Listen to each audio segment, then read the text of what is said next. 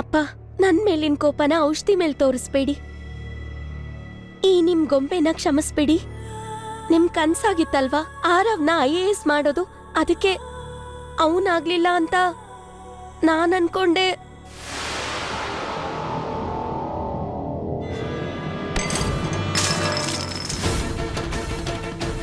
Aarav,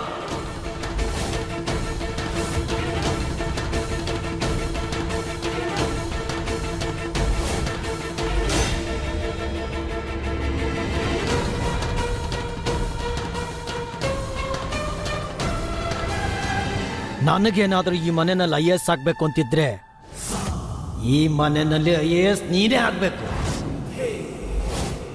accident ಆದ್ಮೇಲೆ ನೀನ್ ನನ್ನ ಆಸೆನೆಲ್ಲ ನಿರಾಸೆ ಮಾಡಿದ್ಯಾ, ಆದ್ರೆ ಈಗ ನಿನ್ ಜಾಗದಲ್ಲಿ ಗೊಂಬೆ IAS ಆಗ್ಬೇಕು ಅಂತ ಆಸೆ ಪಡ್ತಾ ಇದ್ಯಾ. ನೀನ್ ಅದು ಹೇಗೆ ಅನ್ಕೊಂಡೆ ಈ ನಿರ್ಧಾರದಿಂದ ನಿನ್ ತಂದೆ ಖುಷಿಯಾಗಿರ್ತಾನೆ ಅಂತ? ಈ ಮನೆಯಲ್ಲಿ ನನ್ನ ಮಕ್ಕಳು ಏನ್ ಆಗ್ತಾರೆ, ಏನ್ ಆಗಬೇಕು ಅನ್ನೋ ನಿರ್ಧಾರ ತಗೊಳ್ಳೋದು ನಾನು ಮಾತ್ರ, ಕೇವಲ ನಾನಷ್ಟೇ. ನೋಡು, ನಿಮ್ಮ ಅಣ್ಣನ್ ನೋಡು, ನನ್ನ ಇಚ್ಛೆ ಅಂತ ಲಾಯರ್ ಆಗಿದ್ದಾನೆ. ಯಾವ ಕೇಸ್ ತಗೊಳ್ಬೇಕು ಅಂದ್ರೆ ನನ್ನೇ ಕೇಳಬೇಕು. ನೀನಂತೂ ನನ್ನ ಸಂತೋಷ ಕಿತ್ಕೊಂಡ್ಬಿಟ್ಟೆ. ನನ್ನ ದುಃಖ ಜಾಸ್ತಿ ಮಾಡೋದಕ್ಕೆ ಗೊಂಬೆನ್ ಬಿಟ್ಟಿದ್ಯಾ?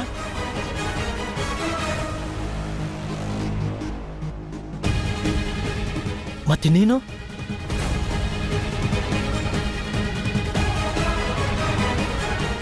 ಇಷ್ಟೆಲ್ಲ ವಿಷಯ ಗೊತ್ತಿದೆ ನಿನಗೆ, ಆದ್ರೆ ನಿನಗೆ ಈ ವಿಷಯ ಗೊತ್ತಿಲ್ಲ ಅಲ್ವಾ? ನನಗೆ ಯಾವುದ್ರಲ್ಲಿ ಖುಷಿ ಸಿಗುತ್ತೆ ಅನ್ನೋದು. ಹುಡುಗಿಯರ ಕೆಲಸ ಏನಿದ್ರು ಮನೆ ನಡೆಸೋದಷ್ಟೇ, ದೇಶ ನಡೆಸೋದಲ್ಲ. ಮನೆ ಗೌರವ ಕಾಪಾಡಬೇಕಾದವಳು ಹೆಣ್ಣು ಮಗಳು.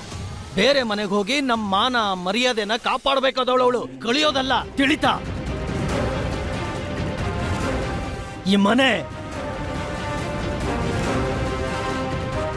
ಗುಲಾಬ್ ಸಿಂಗನ ಮನೆ.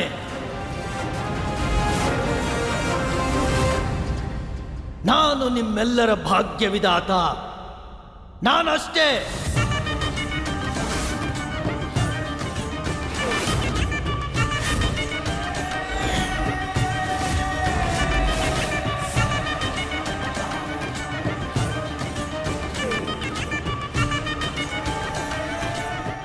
ಸೊಸೆ, ಈ ವರ್ಷ ಈ ಮನೆಯಲ್ಲಿ ಮಗುವಿನ ನಗು ಕೇಳಿಸ್ಬೇಕು.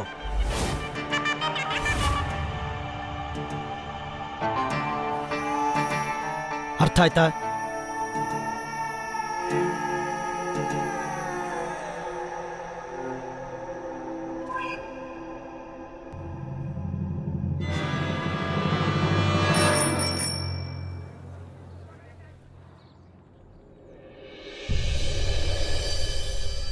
ಯಾರು ಏನೇ ಅಂದರೂ ಕಷ್ಟಪಟ್ಟು ಬೆವರು ಸುರಿಸಿ ದುಡ್ದಿರೋ ಹಣದಲ್ಲಿ ಊಟ ಮಾಡೋದು ನನಗಿಷ್ಟ. ಎಲ್ಲರೂ ಅವಮಾನ ಮಾಡಿದಾಗ ನೀನು ನಾಚಿಕೆ ಆಗಲಿಲ್ವಾ? ಜನಗಳು ಏನು ಮಾತಾಡ್ತಾರೆ ಅಂತ ನೀನು ಯೋಚನೆ ಮಾಡಿದ್ಯಾ? ಇವ್ರ ತಂದೆ ಇವನಿಗೆ ಸರಿಯಾಗಿ ಬುದ್ಧಿ ಕಲಿಸಿಲ್ಲ, ಅದಕ್ಕೆ ಇವನು ರೌಡಿ ಆತ ಅಂತಾನೆ. ಸೂರಜ್, ಏನ್ ಮಾಡ್ತಾ ಇದ್ಯಾ? ಅಲ್ಲಿ ಬೋರ್ಡಲ್ಲಿ ಏನ್ ಬರ್ದಿದೆ ಓದಿಲ್ವಾ ನೀನು? ನಾನ್ ನಿನ್ ಮುಖದಲ್ಲಿ ಏನಿದೆ ಅಂತ ಓದ್ದೆ, ಅದ್ರಲ್ಲಿ ಸರಿಯಾಗಿ ಗೊತ್ತಾಗ್ತಿದೆ. ನಿನ್ ಮನೇಲಿ ಏನೂ ತಿಂದಿರಲ್ಲ.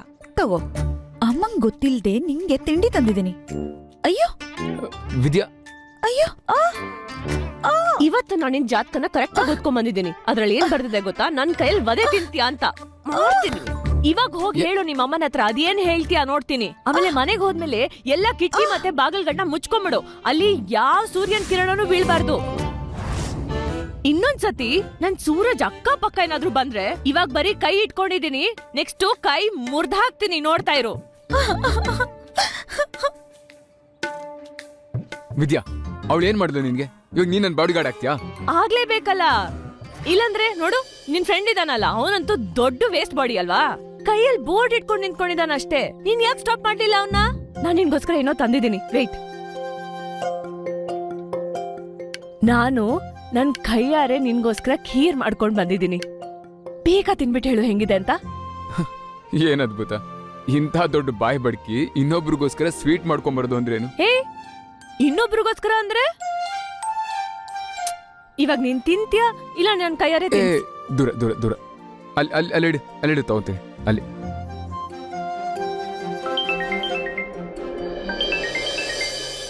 ಸರ್, ಹೇಳಿ ಸರ್. ಸರಿಯಾಗಿ ಕೇಳಿಸ್ಕೋ ಸೂರಜ್. ಆಗ್ಲಿ ಸರ್, ನೀವೇನು ಚಿಂತೆ ಮಾಡಬೇಡಿ.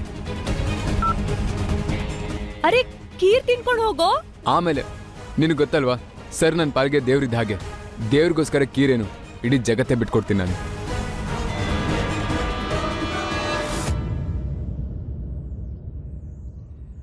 ಮೋಸ್ಟ್ಲಿ ಈ ಜಗತ್ತಲ್ಲ ಒಬ್ಳೇ ಅನ್ಸತ್ತೆ. ನಾವಿಬ್ರು ಒಬ್ಬರನ್ನೊಬ್ಬರನ್ನ ಮನ್ಸಲ್ಲೇ ಇಟ್ಕೊಂಡಿರ್ತೀವಿ. ಇವಾಗ ನಾನು ನೋಡ್ತೀನಿ ಇನ್ನು ಎಷ್ಟು ದಿವಸ ನನ್ನ ದೂರ ಇಡ್ತಾನೆ ಅಂತ.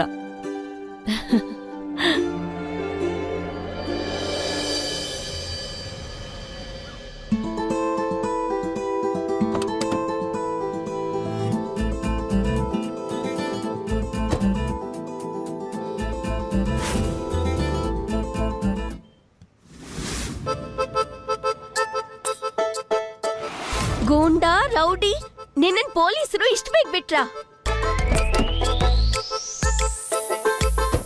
ಅವನು ಯಾವಾಗ್ಲೂ ನಿನ್ ಜೊತೆಲೇ ಇರ್ತಾನೆ, ನಿನ್ನ ಬಾಡಿ ಗಾರ್ಡ್ ಆಗಿ.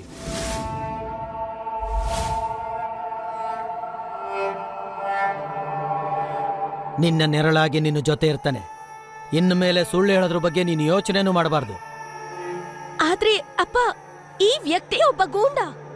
ಸರಿ ಯಾವುದು ತಪ್ಪು ಯಾವುದು ಅಂತ ನಿನಗಿಂತ ಚೆನ್ನಾಗಿ ನನಗೆ ಗೊತ್ತಿದೆ ಗೊಂಬೆ. ಇವನು ಕೆಟ್ಟವನಲ್ಲ, ಸಮಾಜದಲ್ಲಿರೋ ಕೆಟ್ಟವರಿಂದ ನಿನ್ನನ್ನು ಕಾಪಾಡ್ತಾನೆ. ನಾನು ಅವನಿಗೆಲ್ಲ ತಿಳಿಸಿದ್ದೀನಿ. ಹೋಗು, ಹೋಗಿ ಗಾಡಿಯಲ್ಲಿ ಕೂತ್ಕೋ. ಆದ್ರೆ ಅಪ್ಪ, ಗೊಂಬೆ, ನಾನು ಹೇಳ್ತಾ ಇದ್ದೀನಿ, ಹೋಗಿ ಗಾಡಿಯಲ್ಲಿ ಕೂತ್ಕೋ.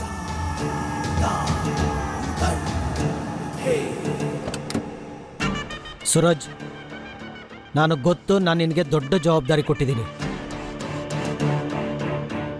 ಅದನ್ನ ಸರಿಯಾಗಿ ನಿಭಾಯಿಸು. ನಿನ್ನ ಮೇಲೆ ತುಂಬಾ ಭರವಸೆ ಇಟ್ಟಿದ್ದೀನಿ. ಹೋಗು.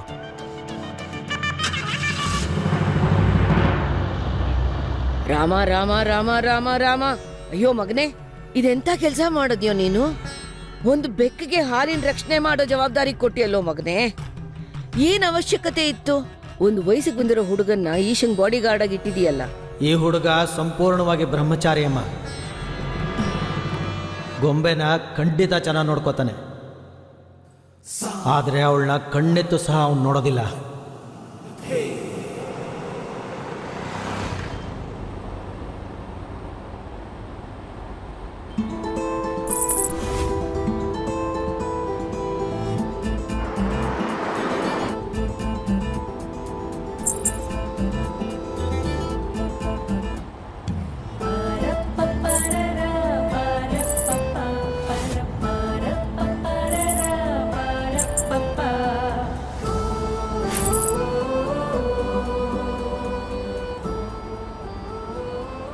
ಏನಾಯ್ತು? ನಾನ್ ಹೇಳ್ದೆ ಅಲ್ವಾ, ಗಾಡಿ ನಿಲ್ಸು.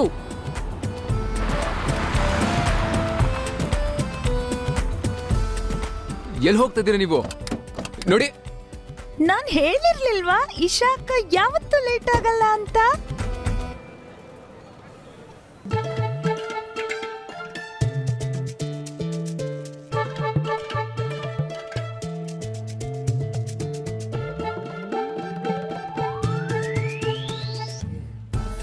ಇಶಾ ಹೀಗೂ ನಡ್ಕೋತಾಳೆ ಅಂತ ನಾನು ಯಾವತ್ತೂ ಯೋಚಿಸೇ ಇರಲಿಲ್ಲ.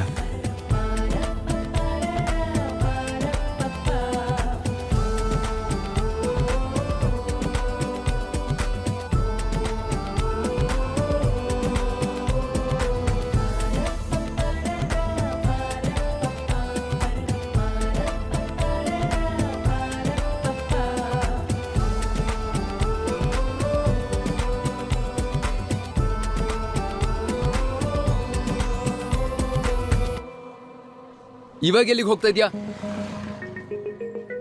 ನಿನಗೆ ಯಾಕೆ ಬೇಕು? ಬಾಡಿ ಗಾರ್ಡ್ ತಾನೆ, ಬಾಸ್ ಆಗೋದಕ್ ಟ್ರೈ ಮಾಡ್ಬೇಡ. ಯಜಮಾನ್ರು ನನಗೆ ನಿಮ್ ಜವಾಬ್ದಾರಿ ಯಜಮಾನ್ರ ಕೊಟ್ಟಿದ್ದಾರೆ. ಎಷ್ಟು ಇನ್ನೋಸೆಂಟ್ ಆಗಿ ಮಾತಾಡ್ತೀಯಾ? ಅವ್ರಿಗೇನಾದ್ರೂ ಗೊತ್ತಾದ್ರೆ ನೀನ್ ಎಂತ ಗೂಂಡ ಅಂತ, ಅವಾಗಂತೂ ನಿನ್ನೆನಲ್ಲ ನಿನ್ ನೆರಳನ್ ಕೂಡ ನನ್ನ ಹತ್ರ ಬರಕ್ ಬಿಡಲ್ಲ. ಆಗ್ಲಿ, ಅದನ್ನೆಲ್ಲ ಆಮೇಲೆ ನೋಡ್ಕೊಳ್ಳೋಣ. ಮೊದ್ಲು ನೀವು ಬನ್ನಿ, ಕಾರ್ ಹತ್ತಿ. ಇವಾಗ ನಿನಗ್ ಕೇಳ್ಸೋದಿಲ್ವಾ? ನಾನ್ ಹೇಳ್ದೆ ಅಲ್ವಾ ನಾನ್ ನಿನ್ ಜೊತೆ ಎಲ್ಲಿಗೂ ಬರಲ್ಲ ಅಂತ. ಹೋಗ್ ನಿನ್ ಕೆಲ್ಸ ನೋಡ್ಕೊ. ಅದನ್ನೇ ಮಾಡ್ತಾ ಇರೋದು ನಾನು.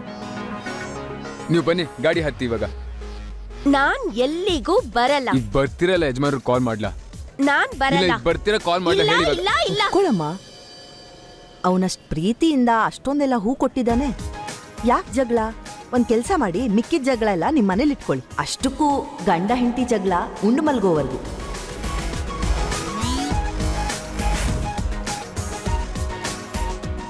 ಇವನು ಹಸ್ಬೆಂಡಾ? ಚಾನ್ಸೇ ಇಲ್ಲ. ಹೆಂಡ್ತಿ ಚಾನ್ಸೇ ಇಲ್ಲ.